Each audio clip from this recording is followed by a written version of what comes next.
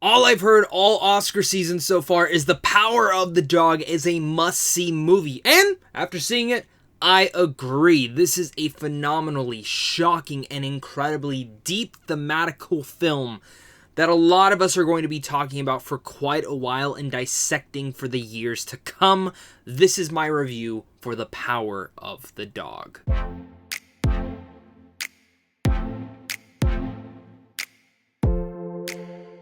What's going on, buddy? Welcome back to a brand new movie review. Today we're going to be discussing Netflix's brand new original film, The Power of the Dog. This is directed and written by Jane Campion, and it's about a charismatic rancher, Phil Burbank, who inspires fear and awe into those around him. When his brother brings home a new wife and her son, Phil torments them until he finds himself exposed to the possibility of love. Now, this is, of course, an adaptation of a book that I've heard amazing things about. I've never personally read the book, but I've been very excited to see this movie because of all the Oscar prospects in general, just all the good buzz and word of mouth that I've heard about the movie.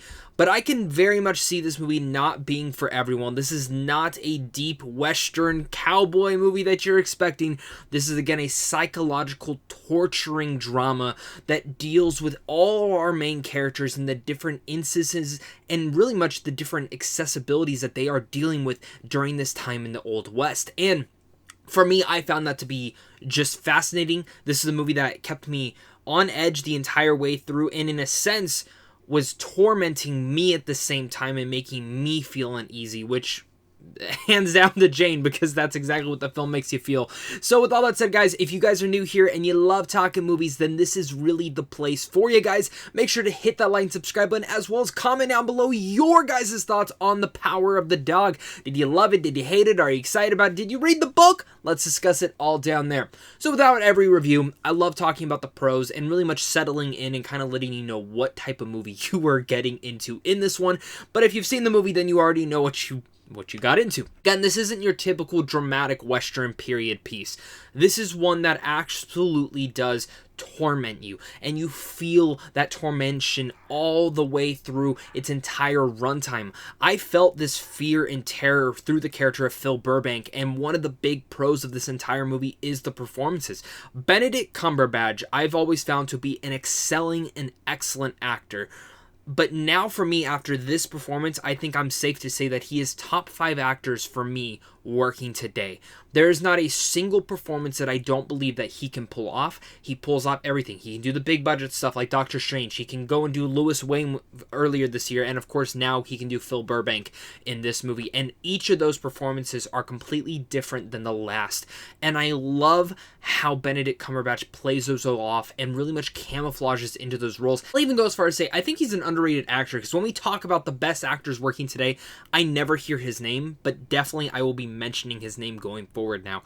I'm always fascinated with whatever projects he's in, and this project, I mean, the depths that this character goes to. At one part, you just think it's a singular note, but as you start to uncover more behind the layers, there is so much more to him. And one of the other big aspects of this entire movie is Kirsten Dunst, who we haven't really seen in fame for quite a while. I've always loved her as an actress, but man, is this probably her best performance of her entire career.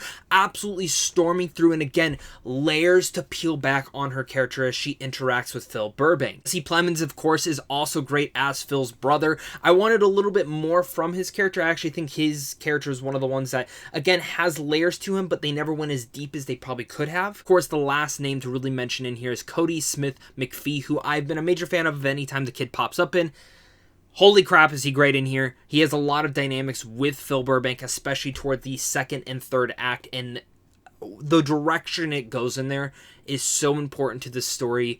It is unlike anything that I really expected, and even though I expected certain things, it never really went that way. But the way that the director and writing of this all, Jane Campion, was able to really bring this through was one of the best aspects of this entire film. Talking about Jane's directing and writing once again, that is a big and major aspect of this entire movie. The psychological nature she really pours into here, the themes and the messages that it's trying to tell, and as you hear that last part in the synopsis, exposed to the possibility of love.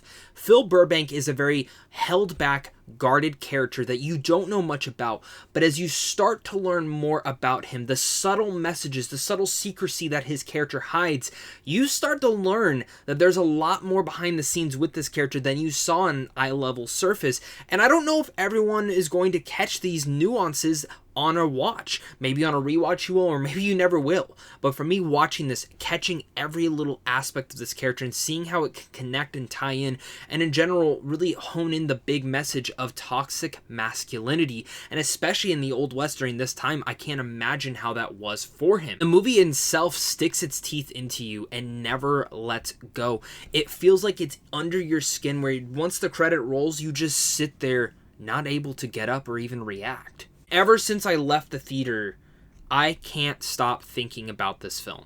I constantly think about it. I constantly think of the performances and the nuances and the themes and messages of this, and I just go to myself that I need to see this film again. Crafted with a rhythm and melancholy that is unlike any other movie that I've seen this year, and I think that goes to Campion's full control of the material, and in general, the messages that must be pushed through into this film. Because any other director or writer may have taken the material and been like, okay, I'm going to display it this way, or I'm going to display it this way, and make it more obvious, and speak, and kind of make the audience feel dumb. But you're more rewarded the more time and energy you actually give to this film, and really much tuning into your thought process. Which I think is one of the big aspects of why I love The Power of the Dog so much the more I think about it. But let's talk about my cons. I do feel like this film is a little bit too long, probably about 20 minutes, to the point where I was starting to check my time and look and be like, okay, we still probably got about another 30 minutes, and it does feel that length per se. And I also feel like this movie is not going to be accessible to everyone, and I know a lot of people were maybe saying this was going to be a Best Picture winner. I don't think this one's Best Picture, maybe nominated. I don't see it winning too much, sadly, but I would very gladly like to see that all. Other than that, I think The Power of the Dog is an exceptionally amazing film that will only grow on rewatches. The performances are incredible. Benedict Cumberbatch again proves why he is one of the best actors working today. Kristen Dunst is absolutely stellar and probably gives her best performance of her entire career. And Jane's directing and writing here is unlike anything I've seen this year. She absolutely should be nominated for Best Director this year. I loved my time with The Power of the Dog. It's a movie I can't get off my mind. It's a one that I want to dissect and dive into a little bit deeper, and it's one that gets under your skin with whether it's certain themes, messages, or even sequences that happen in the film. And for animal lovers, beware, there are a couple moments in here that definitely I had to turn away from the screen for just a couple seconds, because I'm not big to animal cruelty, but this is a harsh film that I think is going to be up a lot of people's alleys, and maybe not up a lot of others. But with all that said, I'm going to give The Power of the Dog an A. Will definitely grow as the more I study it and analyze it. But one of the things that I love about the season is how great, like, I usually see a movie during the season, the Oscar season, I'm like, that was actually pretty good to great, and thankfully this lands in another great category. This is a fascinating, stellar, and surprising movie that a lot of you guys should go check out, so make some time for it. It's going to theaters this weekend, as well as going to Netflix in a couple weeks, so tune in for that. Thank you once again, guys, for watching this. You guys are seriously the best. I really appreciate all of your guys' time and watching this all the way to the end of the video. If you guys are new here, hit that like and subscribe button. And once again, head on over to Sandwich on Films on how to see films early. And of course, it's a big thing to you and a big thing to my Patreon supporters, because without you, I would not be able to do this. So of course, until next time, stay classy.